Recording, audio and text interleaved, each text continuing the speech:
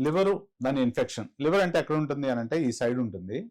దాంట్లో ఇన్ఫెక్షన్ ఎలా వస్తుంది? కొన్నిసార్లు గాల్ బ్లాడర్‌లో ఉన్న స్టోన్స్ పైకి పాకటం వల్ల వస్తది. కొన్నిసార్లు ఇందాక మాట్లాడుకున్నాం లివర్ యాప్సిస్ అని.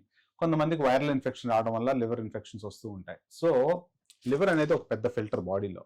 ఎంత పెద్ద ఫిల్టర్ అంటే మనకి జాండిస్, యెల్లో కలర్ బిలిరూబిన్ బయటికి పంపించడం గానీ, తర్వాత మనకి ఇమ్యూనిటీ ఫార్మ్ చేయడం గానీ, లేకపోతే ఆల్బుమిన్ ప్రోటీన్ ఫార్మ్ చేయడం గానీ ఇలాంటియన్నీ ఉంటాయి. సో, కొన్ని కొన్ని సందర్భాల్లో మనకు తెలియకుండా ఇన్ఫెక్షన్స్ వస్తూ ఉంటాయి.